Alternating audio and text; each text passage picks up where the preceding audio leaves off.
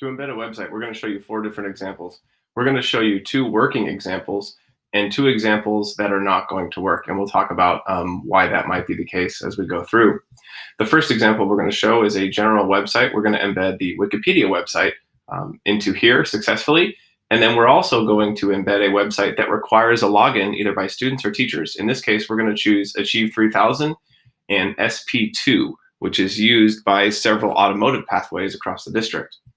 One key thing to note is that these logins are not signing in with Google. These are going to be created by the website themselves, so students will be using unique username and password information to log in. They will not be using their Google accounts.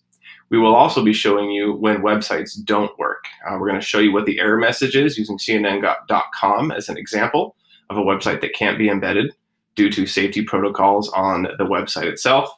We also are going to show you embedding a website that requires a Google login if it was set up this way. We're going to be showing you that with Newsela and what that looks like. So let's get to it. We're going to go ahead and edit our page. And we're going to place our cursor where we want the website embedded.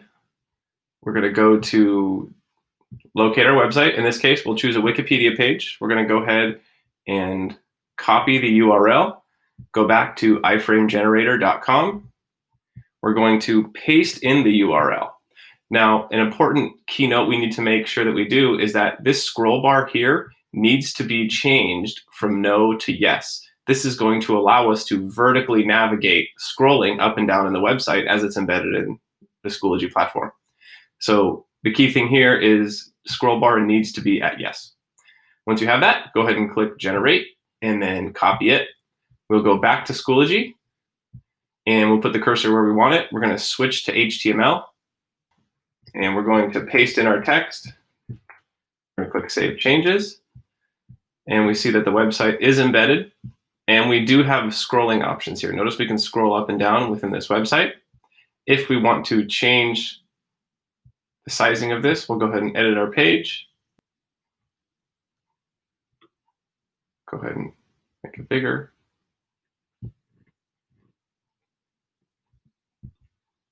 And we see that we have Wikipedia embedded in here, and students can actually navigate away from this page and use this website as if they were opening a new tab, but it's all within Schoology at this point. We're now going to embed a website that requires a login that's a non-Google login. So we're going to choose Achieve 3000. Another website that automotive teachers use is SP2, and you may have a website that you have your students use. Go ahead and check it out. We're going to test this out with Achieve 3000 login page. We're going to again start by copying the URL at the top. We're going to go to iframe generator. We're going to go ahead and paste that URL into the iframe URL slot. We're going to change the scroll bar from no to yes. We're going to select generate. And we're going to select copy it. We're then going to go to Schoology, where we will edit our page. We're going to switch to HTML.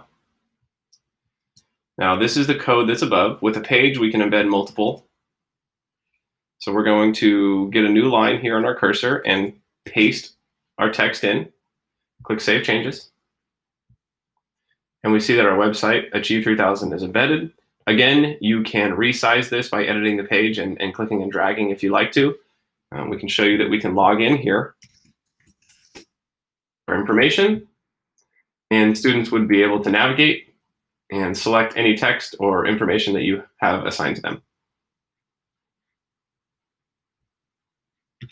We're now going to take a look at a website that may not work. There's several websites, and many websites will not work to be embedded in Schoology, just because the security protocols that are established by the developers of the website do not allow embedding their website into other websites. And so for that reason, we really need to guess and check when you do this.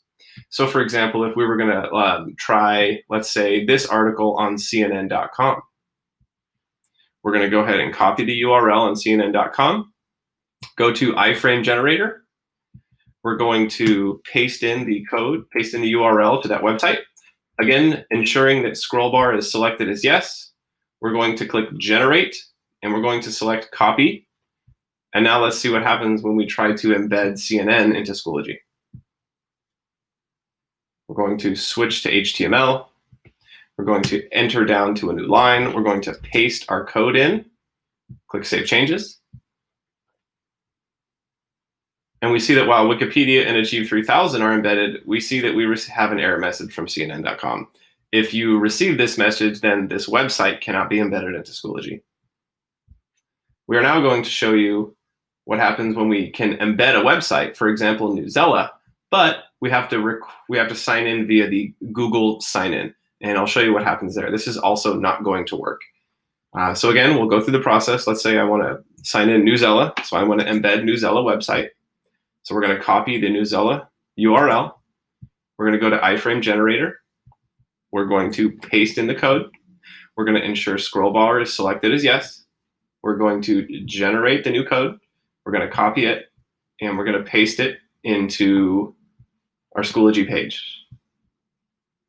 We're going to switch to HTML, enter down to a new line, paste in the code, select Save Changes.